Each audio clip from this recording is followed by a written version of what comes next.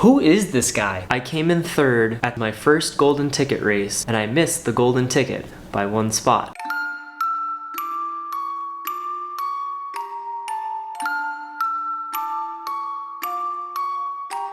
Yeah, when I grow up, you know what I wanna be? Take a seat, let me tell you my ridiculous dreams. I wanna rap, yeah, I know it's hard to believe. And I can tell you're already thinking I will never succeed, but I'm okay with it, I admit the lyrics are weak. I've been working on them, I'll be good eventually. I understand you gotta crawl before you get to your feet, but I've been running for a while, they ain't ready for me. Reporting live from the treadmill. Welcome to my home, the sweatiest place in town. Actually, I think the bike area is probably sweatier. If you clicked on this video to follow my journey as I take the steps to return to the elite level of trail and ultra running, you've come to the right place. If you also want to know the details of what I've overcome to get here, including a 1-year-long injury that I'm coming off of right now, stick around. I can't promise that every moment is going to be thrilling, but if you appreciate the slow burn of success, you're in the right place. While I may be coming back from a torn tendon, it's about more than that. It's about returning in the face of constant setbacks. There's a lot of things that I could have taken as a sign that I wasn't meant to try to do this again. I was injured for 1 year. The torn tendon was caused by abnormalities that I have in my feet. I have extra ankle bones, I've got flat feet, all kinds of things not working in my favor for distance running. There's this element of belief that running just instills in people that's so contagious, and sometimes it's to the detriment in that you don't know when to call it quits. But even so, using that as a way to learn how to commit aggressively to things has helped me all across my life. I'm the pretty classic case of someone who ran track and cross country in high school and college and didn't want to give up the dream. And that gave me enough of a taste for what it's like to be really good, and that's a feeling I've never stopped chasing. And see, the odds ain't rooting for me. I can't lie though, it's kinda how I like it to be. The underdog, yeah, you probably think you know what I mean, but what I'm saying is they ever push me, I'm gonna swing, yeah. In all of this talk of a comeback, what am I even trying to get back to? It might be a little bit silly. Something that I'd love to do is be someone people can come across and see that was quite the journey and look at him still going and try to find a little bit of inspiration in that, because there's so much more you can do. This isn't something that I had to do. It's not like I'm paid to do this. I already saw some good success when I was competitive in ultra running, but I have unfinished business. Another question is, why do I think I have unfinished business? Like, what business do I have saying that I could have been better than I was? And that's a fair point. Like, I might not. And it's just wishful thinking that I was able to perform as well as I did without any ability to consume food or water while I was running. Makes me think I would do better in an ultra. And in the addictive spirit of running, dopamine hits. When it's fun, there's nothing you can't do. Yeah. Hey, when I grow up, yeah.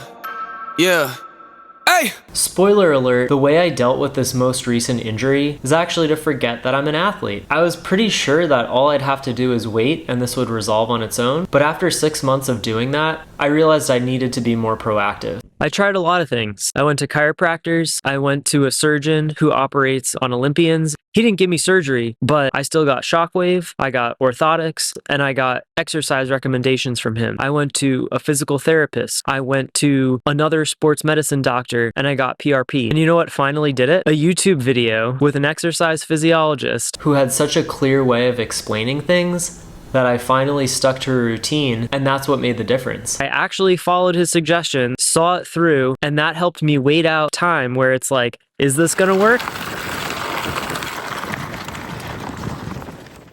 Another reason that I allowed myself not to aggressively cross-train during the time that I was injured is that when there's no end in sight, you risk losing the fire. And that's something that I felt was really important to preserve. I wanted to get healthy and be ready to get after it again. I didn't want to spend all my emotional energy holding on to residual fitness through cross-training, sacrificing other areas of my life when I knew that it would take time to get back into running anyway. Sometimes I feel like I've wasted my 20s, and sometimes it's actually a lot of the time. But feeling that and really sitting with it, it hits me to the core. I need to make some moves.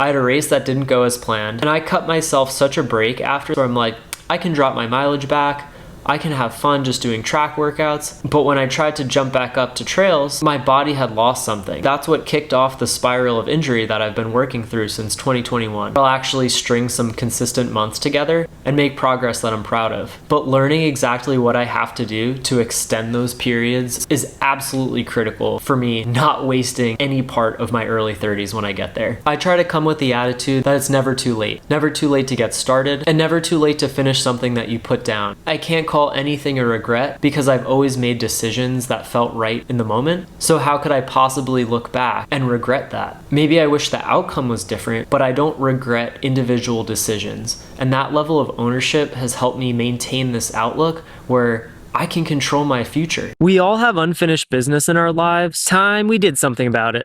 You feel alone, yeah, I kinda feel alone. Wonder if the feeling ever goes away when you get old. Will I ever make it as an artist? I don't really know. Might not make a lot of dough, I'ma have to try it though. Both physically and mentally, this is gonna be taxing. And I'm excited to share the hard parts. There's definitely going to be times where it feels insurmountable. And I know that because I felt it a lot recently. There are a few things I'm going to use to gauge my success. First one is race results. That'll be a really natural check-in point for me to share how I'm progressing in a competitive field, and you'll be able to see how I stack up against other people. Of course, the other way has gotta be weekly mileage. We're mileage junkies out here after all. The last metric that I can think of right now is how is the balance in all these other aspects of my life. I'm viewing sleep as the backbone for this whole project. There's no way I get through it without having enough rest. It remains to be seen whether I make it back to the elite level of ultra running or not, but that's not the thing that I'm focusing on. If you love the process, does it even matter if you get there? Stop worrying about if you have the genetic potential to do something and just start finding out. I'm a huge fan of rooting for the come from behind underdog, and unknowingly, that's the story I've created for myself. The main character I'm happy to play. If I can stay in tune with this comeback process, I'm not gonna have a single regret. But I know that I would if I looked back on my life, hopefully a very long time in the future, and I say, you spent your life with such potential and didn't live up to it. I couldn't bear to feel that way about myself. Whether or not I make it is less important to me than having gone all in. I hope you're curious to follow along and see if I can make it or not. And I am too, so let's find out together. Alright, we gotta do it. Drop a like, subscribe to follow the comeback journey. Let's share some ideas for how we stay consistent. Something that you've come back from, something you're coming back from right now, or something that you wanna start the comeback on, but you just haven't gotten started. That's all I got for now. Thank you so much for watching. Looking forward to seeing you in episode 2. Peace. When I grow up, I just wanna pay my bills. Rapping by the way I feel. Yeah, the way I feel. Yeah, I just wanna make a couple mil. Leave it to the fam in the world. To the fam in the world. I just wanna sign a record deal. Maybe buy a house up in the hills. Yeah, I might not be the best in my field, but I guarantee that I'ma die real when I grow up. Out of nowhere, Tyler Wolf. Yes, Tyler!